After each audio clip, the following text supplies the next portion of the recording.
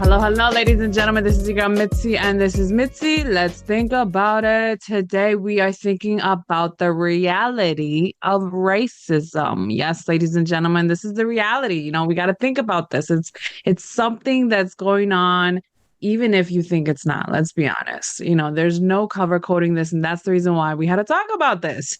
So I have a special guest here, Marklyn here, who's going to help us think about this because he even wrote a book about this because people really need to start thinking about this. So Marklyn. Shameless plug. I like Black people, the good ones, and the observation from experience. Shameless plug. See, the good ones. See, I like that title. I like Black people, the good ones, because in reality, you can have good and bad people in any race.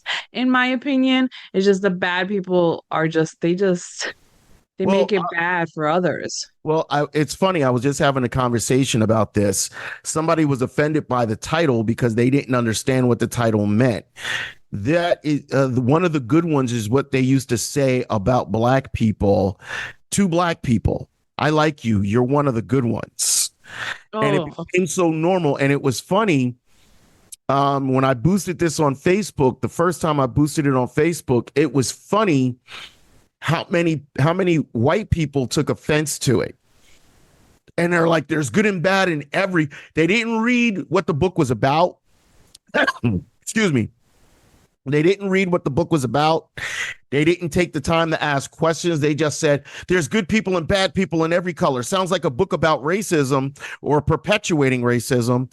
And I used to, I'm the type of guy, I like to keep the conversation going just so that it'll get more traction.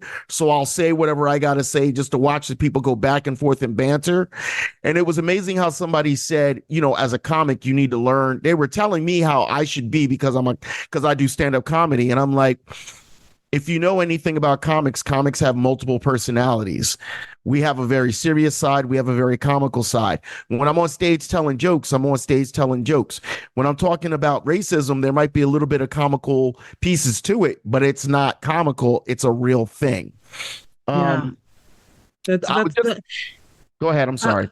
No, you're fine. I like the fact that you brought that up because it is a saying that people forget about. Because to be honest, after you said it the way you said it, I was like, oh yeah, I forgot that is the way that a lot of people said it. Because I've even heard it said to me because it's frustrating. It's a frustrating statement. Like, what do you mean the good ones? Like, I'm the good one. Like, it's insulting sometimes. Like, oh, okay. So that's how you're gonna have your perspective be. But it's like at the same time, it's like once you get to a certain level of life, you realize people are blinded by choice, in my opinion. What would you say by that? What I've learned is it's really not a choice, it's indoctrination. And they become comfortable with the indoctrination. For instance, I asked somebody the other day and I said, if I ask you who commits more violence, who would you say? She said, Black people. And I said to her, you're wrong. And I said, it's white people. You've been indoctrinated to believe that more Black people commit violence. But when you look at crime overall, more white people commit crime than Black people because there's more white people than there are Black people. Black people are 43%. White people are like triple that. I think white people are 160 million, maybe a little bit more than that. But my point I was making was you've been so indoctrinated to believe that Black people are prone to crime that you would sooner believe that more Black people commit crime. I said less than 1% of Black people commit crime. Less than 1% of white people commit crime. But less than 1% of white is greater than the less percent than Black. The perpetuation is they want you to believe that Black people are violent. So when you watch certain conservative sites, they constantly show you Black and brown people committing crimes, and they underreport the white crime unless it's sensationalized. Like, hey, this guy killed his mother, his father, his sister. They'll the ones that are sensationalized, they'll put on the news, but they'll show you a Black person doing a petty everyday crime. Why? Because the more they show it to you, the more you bought into Black people commit more crime. But when Yeah. you go, but when you go do the stats and when you go do the information, black populations are over policed. Why? More black people happen to populate poor areas. Poor areas happen to be, sadly, oversaturated with crime. Poverty and crime go hand in hand. And people don't want to talk about that. But when you go to poor white towns, crime is up, murders are up. It's the same thing.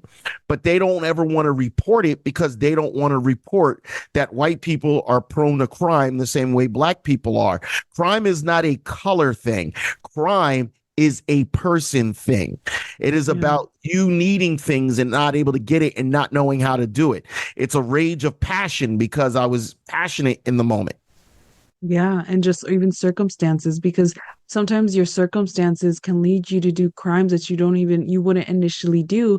So that you're absolutely right. It can happen to anybody. It's like if you're pushed to a certain circumstance, something will trigger you to Yes. react in a certain way, maybe defending yourself, maybe robbing, maybe whatever the case may be. You fill in the blank, right? Let's be honest, you fill in the blank.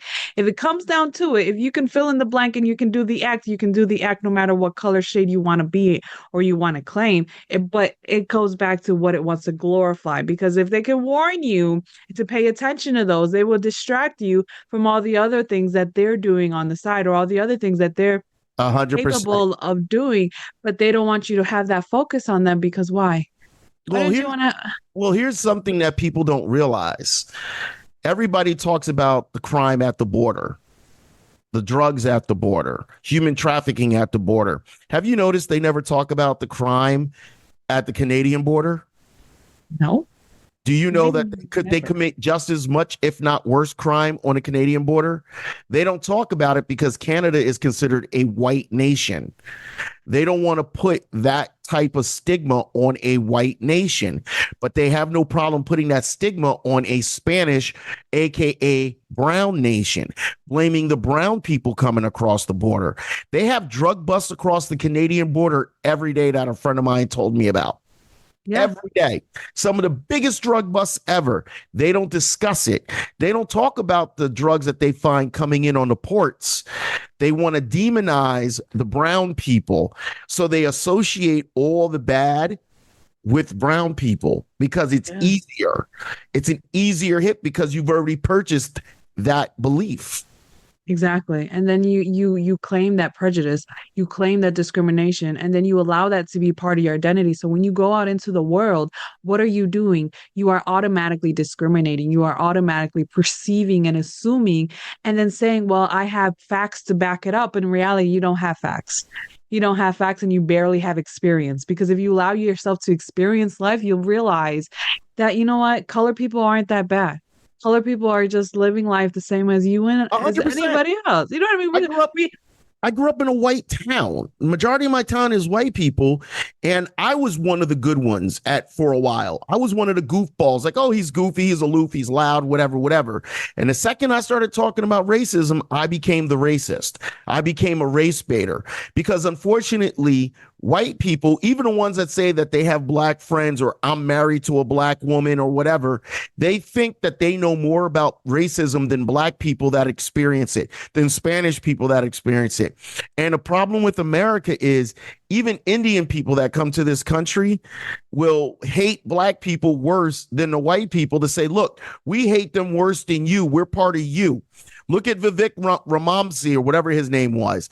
He did everything borderline of saying racist things because he wanted white people to vote for him and endear himself and have them endear him in. He wanted to make himself, I'm one of you. I'm not one of them. Forget my, and then dismissing the impact of racism. That's very true. That's a very valid point because people forget that because in all actuality, we're all some type of minority somewhere. You know what I Yes. mean?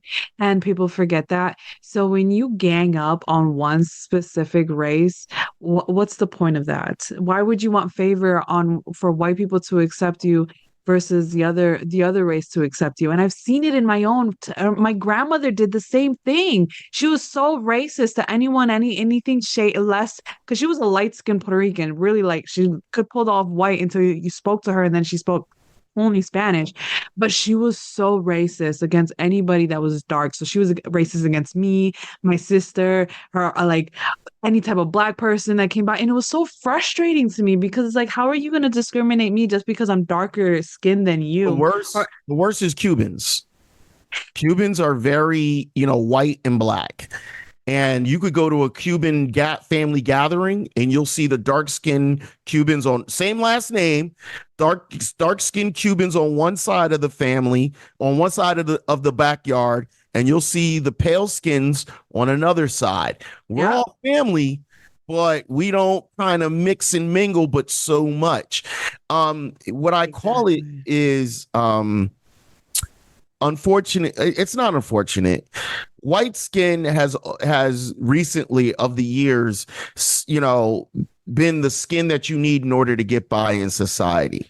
So we want to Yeah, associate, and if you think about it, in some ways, we try to present ourselves in a white manner. yeah, And I hate to say it like that because it's just called being a human being, but we try to speak more so a certain way so we can get along. And here's the ironic part. When you do speak proper and you go get a proper education, people will turn around and say, well, you're not really black. So they I hate that. associate it, so they associate ebonics and ignorant speaking with black people as that's what they naturally speak. And the thing is, if you get an education and you learn, it's not about this is the way black people speak, Puerto Rican people, like we joke and say Spanglish. But Yeah, when you say Spanglish, it's because most Puerto Rican people, if they're first or second generation, they're speaking both of those languages in the house at the same time. So they flip. exactly. So when you go to a Puerto Rican's house, when you go to a Spanish person's house that's first and second generation, they're flipping back and forth between English and Spanish, unless their grandmother or their father or somebody is saying, no, in this house, we only speak Spanish. But then when you go to school, you're supposed to speak fluent English. So you're Correct. flipping back and forth. Well, in the world of being black, we do what's called code switching. Now, I fail at code switching because I understand the slang, but I don't. If I tried to speak Ebonics, it would sound so horrible. It sounds like a black. I would sound like a white guy trying to be black. Know what I'm Yeah. saying? Know what I'm saying, son? For real, on the Yeah. strength, It's homeboy. it's Like it it's don't not sound right. comfortable. Yeah, it doesn't sound natural. It sounds forcing it. And I think it comes back down to why can't we allow people to just have their personality be whatever their personality is? We're so stuck in our structures and how we see and how we label and we categorize people that Yes. once we get out of that frame of mind of that categorization, we find somebody that we can't place in our box. It's like can't have you in my life or I can't deal with you. But it's like, no, we can interact with each other. We can deal with each other. We are all human beings, same organs, same functions, same need for life. Yet we are so stuck on just discriminating. So do you think that discrimination would ever ease up? Or do you think it's As always going to be an issue? everything that comes from racism about access and privilege, and I've got more than you. And Yeah, power. when someone feels like they're going to take something away because somebody has access to it, they don't want to admit that it's racism, but deep down inside, it's racism that's the problem. They don't want to think that somebody can have access to them. Let me tell you something. Because I speak about racism and I did some other stuff and I got things moving in a good direction, nobody wants the black guy that talks about race to be successful because to them he's a loser, to them he's a nobody. How dare he be? And the thing is, my angle is not to be a professor. My angle is not to be a teacher. My angle is to be an everyday guy who speaks out on racism and speaks the truth on racism. Racism is ignorant. But now you see them trying to level the playing field and say, well, black people are just as racist. Time out. How many black people have the power to deny you work? How many black people have the power to deny you a loan based off your skin tone alone? They don't want to talk about these things because when you talk about them, you're now getting into the substance. People don't want Exactly. substance, people want fluff. People want to believe the fluff that they've heard. They want to believe the fluff that they've been telling other people. And when you surround yourself with other people that think like you and don't expand your mind, I tell people all the time, if I'm a racist, I'm the worst one because I'm around white people 90% of the time. Even doing comedy, I'm around white people 90% of the time. I don't think you're doing this racism right. You know what I mean? I think Oh, you I need to failed fix at it. it. I failed at it. Honestly, I failed at being a racist. I've got Exactly. I got to figure out a better way to be a racist.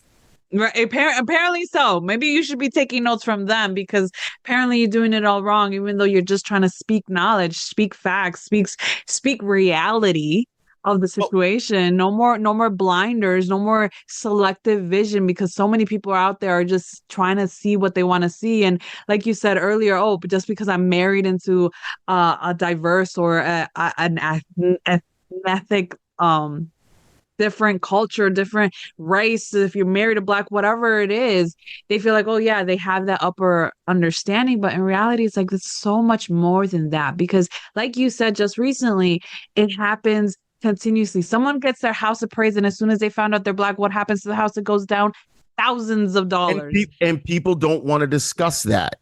Nope, People do they not want don't. to discuss how color affects so many avenues. I remember talking to a friend of mine and she was Jewish. And she said, so what? I got to de-Jew my house. And I said, but you don't see how wrong that is? See, a Yeah. lot of people don't want the discussion because I think a lot of people don't want to admit that maybe they partly subscribe to the racism. Yeah. They play the Mm, game of go along to get along. If that's the game yeah. I got to play to get along in life, I'll do it. And here's my thing. Why do I have to go along with racist, patriarchal uh, actions or policies that impact me simply because I have brown skin? Why do and here's the thing. People say the conversation is tough. The conversation is tough because white people who are racist need to step away and stop thinking that they know everything because they're white. Period. Or they forgive a random person because they are white. Like I just want to forgive you because my ancestors. Like I've heard Yeah. that before. Like I don't here's the thing. I don't want you to feel guilt. I don't want you to feel guilty because your ancestors did something wrong. You should feel guilty because you subscribe to the wrong shit and do the wrong shit now. Excuse me for swearing, but it's you on a subconscious level subscribe to the wrong shit now. If we're exactly. so a couple months ago, about a month and a half ago, maybe 2 months, Eddie Murphy talked about when David Spade called him a falling star and the situation around it. And he said, I think racism might have had to do a little something about it. But David Spade and I are good friends. I forgave him. We get along. And I wrote to a guy, he goes, I heard the joke. There was nothing racist about it. And I said, it's not about what you think is racism. He's telling you at the time he felt as if racism might have had something to do with it. How about just respecting the fact that that's how he felt versus you trying to play and put this game of he has to verify the racism to you for it to be credible. I don't have to verify or validify any racism to you. If this is how I feel, this is how I feel. If you don't believe it, that's cool. Walk away from the subject, shut up, and move on with your life.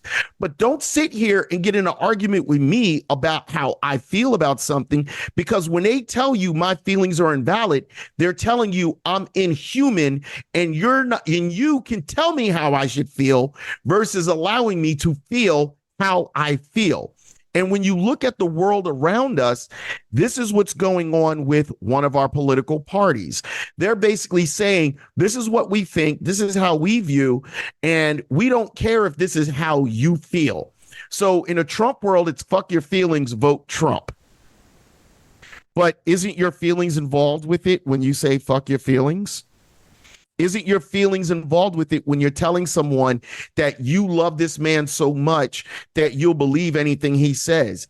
Basically, what you're saying are my feelings matters and yours don't. So shut your feelings down and make mine the important ones. And that's what's going on. So when people ask, how can a racist piece of crap like Trump get to the top because so many people have harbored racist, sexist, homophobic, xenophobic, anti anybody that's not white, so-called evangelical Christian in this country, that they have decided that their game is I see someone who, despite the evidence that he's a con artist, he makes me feel heard. You know what's interesting though is that despite the fact that we are trying to move in a more emotional, mental wave of acceptance, we still are so fast to knock everyone's feelings down Of by course. just what you just said. You know what I mean? Of And people don't course. realize that. Like, how are you going to devalue me when you are trying to also state that I have value in so many ways? Like, you are contradictory. There's so many And people, contradictions in this world that it's frustrating to hold on to truth when truth has escaped a lot. The truth has walked out of the door the a truth miles hasn't ago. the truth hasn't escaped. I'll be honest with you. The truth hasn't escaped. What's happened is people have said how you feel is more important than the facts. Oh, that's So interesting. when people think that what their emotional connection matters more than how the facts are played out. For instance, yes, more black people kill more black people. That's obvious because if you're around people, that's where it happens. More black people hang around black people. Yeah. More white people hang around white people.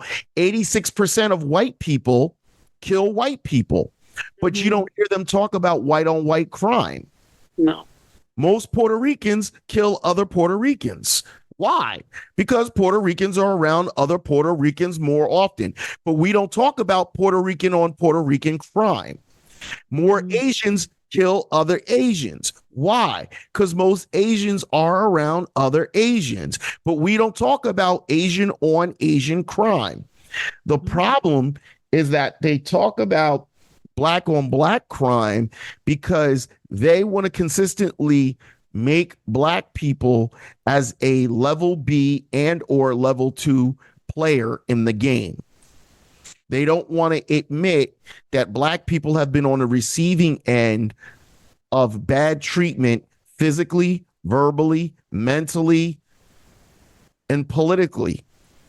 Yeah, that's And true. the sad part about it is if you come over here, so how many generations are you in from Puerto Rico? I am considered the second. Okay. So when you guys came here, you didn't immediately, unless you were rich, you didn't move in with white folks right away. No, You I mean, moved cl- yeah, I mean, come on, every Puerto Rican, the first place they go to is New York because when you literally go to the islands, all they know in the United States is New York City or Chicago, and everything else is a pure blank. So you yes. always go to New York City first, and that's where my grandmother, they went first, and then they expanded out to Wisconsin. So So where do you yeah, live now? out in Wisconsin. Okay, so I lived in Minneapolis for 9 years. A Puerto Rican in Wisconsin, every white boy was looking at you like, "Ooh, look at this exotic woman." Or, To be or honest, it was like, ew, she doesn't look like us. Like I it was was an alien. it was ill at first, but as they got to know you, and It's different, yeah. you're a beautiful woman. All of a sudden, in their brain, it was, "Ooh, look at that exotic woman over there." You became more an object of desire than a valued woman, Yeah. because now it was ill at first because they didn't recognize, and then as you got older and more beautiful, you became an object of desire because, oh my God, she doesn't look like Becky Sue, because Becky Sue looks like every other girl. Yeah, And that's now true. all of a sudden, Mitzi is brown eyed, brown hair. I'm pretty sure, no offense, a little bit on the curvy side of things compared to the other girls out there. I So the boys, the white dudes out there was like, "Ooh, I want me some of Mitzi." And then you're looking at them like, "But I'm the same girl that you did not like. I'm exactly. I'm the same woman you did not want touching you, did not want coming near you, but now all of a sudden I'm the most beautiful exotic thing you've ever seen." Mm-hmm. When they think they've got a need for you, then they look at you differently.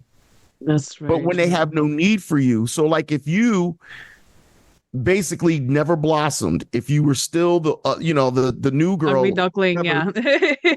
it would have been she's Puerto Rican, but she's always been that ugly duckling. We don't care.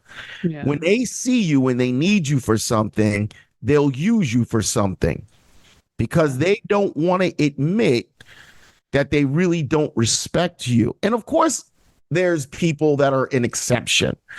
Every person in my life that's white, majority of them are the exception that I know of. And I know there's more. Mhm. Like I always tell people, if you're not racist, nothing I talk about racism should offend you. Matter of Right. fact, you should be cheering me on because I'm trying to make a difference. I'm not trying to tell you to Exactly. stop being white. I'm not telling you to be ashamed of being white. What I'm saying is my experience is different than yours.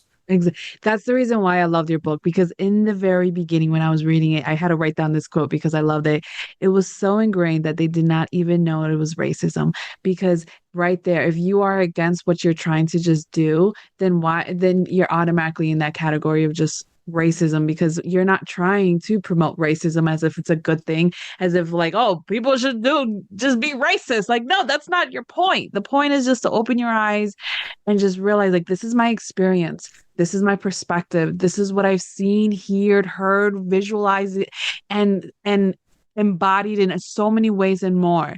So to devalue your book is devaluing your feelings, your experience, and then your life, and all that you are and all that you're going to be. And that's wrong. That's absolutely wrong. The So what are your hopes oddball, for? the oddball side of it is, so let's use you for example. You're a Puerto Rican woman living in Wisconsin. Do you live in the Milwaukee area or do you live more rural? I live in the Milwaukee area, but I used to live in the rural area. And the rural areas, oh my goodness, when I say you walking in and all eyes are on you, it's super uncomfortable. And Like none of them literally, will if ever you're outside understand. of Milwaukee, automatically rural. None of that. And here's the thing.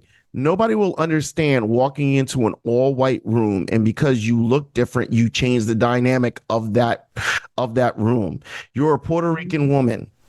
You are embraced by other Puerto Ricans that might live in your area, even other Spanish people, Mexican people, because you guys have a similar experience. Not the same, but similar. But imagine Mhm. me, a black man that grew up in a white town, saying, I know what you went through living in Milwaukee. And I'm like, no, the hell I don't. Because you're a woman. I don't know what you experienced. I wouldn't begin to understand what you experienced. And have you worked in a corporate world yet? I have. I have. So working in a corporate world, you probably experienced more sexism and more objectification because Yeah. people looked at you as, ooh, Yeah. I mean, that's mm, automatic. That's hook up, automatically hook the up, issue. hook Yeah. up. Let me flirt to hook up. Yeah. And It's I mean, frustrating. I learned to stop telling women I'm not trying to hook up with them when I try to help them because then it sounds like I'm trying to hook up with them. But the reason why I do that is because I want them to know, like, listen, I don't need sexual desires in order to help you. I don't want favors. You know what I want? I Yeah. want to it's in a comedy world, it's hard for women to get through. So when I help them like, hey, you need to find your voice. You need to be doing more mics, blah, blah, blah, blah, blah, blah. I try to help them find where they at, what they're doing, whatever. What I want people to learn from racism is have a conversation. Open up, Conversation. close your mouth. Stop thinking you know something. Stop looking at the person with oh my God, I can't say the word pepicism, whatever the word is, pessicism, whatever the word is. We'll figure it out later on. You could put it in and edit it. Stop looking at the person as if you know more about the subject already. So how dare they try to address you? Understand that this is an opportunity for you to learn. Mhm. Period. This is an opportunity for you to learn. Shut up and learn. There you go. I like Listen. that. Listen to what the person is saying to you. Ask more questions than respond. Don't listen to respond. Listen to learn. Listen to Mhm. understand. Somebody told me a wild stat the other day. 75% of the comics out there are white men. Think about all the funny comics you think of. 75% of them out there are white men. And then the numbers drop for women, black people. Yeah. It drops. Why? It drops because the opportunities created for other people So are minimal. Because if you got a white owner of a club who's, I'll give a comic who sucks but happens to be white, so I'll give them an opportunity, versus if you're a black comic, I want you to come in and I want you to be 20 times better than your white counterpart. And people don't understand that experience that black people, Spanish people, Latin people experience in this world. We need to be better than our counterparts to be seen as equal. there you go. So my counterpart could be mediocre funny, right? No stage presence, barely know how to write a joke. I'm going to give them an opportunity because at least they get on stage. I come on, I'm a little bit better, but I'm not exceptionally better. But I'm better, but I don't have a name. So, oh, he doesn't have a name. He's not a draw. I'm not going to give him an opportunity. But you're giving an opportunity to somebody who doesn't have a draw, doesn't have a name, doesn't know how to do the work. You know, they're really not, they're funny, but they're not funny. But hey, she's cute. Hey, you know, he's kind of whimsical. Yeah. That's the difficult of life, is that unfortunately people will always have that discrimination to label and categorize people just to meet the pleasure of people's eyes, unfortunately.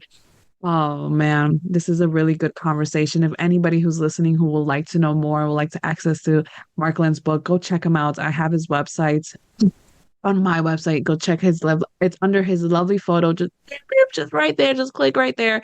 And you have all the access that Marklyn is offering to the world, just so that we can start thinking about this. And on his website, he has so many great points to continue on thinking. Why wouldn't you want to check it out? Especially if this resonates with you, especially if this is something that you are passionate about and you are willing to learn and willing to shift your perspective. Go Check check the him out. book out. The book ain't going to hurt you. Exactly. That's not going to bite you. That's for sure. You go check it out and you'll have all the access. And always, always, always keep thinking, y'all. Check the book out. Let's listen. I got 3 books out, but the one you want to, well, listen, I got 3 books out. If you go to Amazon and type in my name, Marklyn T. Johnson, you'll find all 3 books. The most recent one's been doing very well on a low key. A lot of people are impressed by it. It's called I Like Black People, The Good Ones, An Observation from Experience. I'm going to say it again. I Like Black People, The Good Ones, An Observation from Experience. You could check the book out right there. Oh, there you go. There's the book cover right there. You can see it. There's the other book. Facebook Conversations. Here's the thing. Have conversations. Everything in this world starts with a conversation. If you're not willing to have the conversation, then you only have yourself to blame when people accuse you of racism. Because when someone accuses you of racism, instead of you defending yourself and saying, I'm not racist, take a step back and say, why do you find me to be the racist?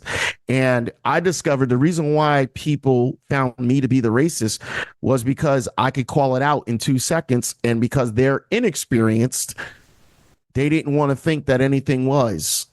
And they think that racism has to be quantified to them and their lack of experience in order for it to be real. And that's just not the reality.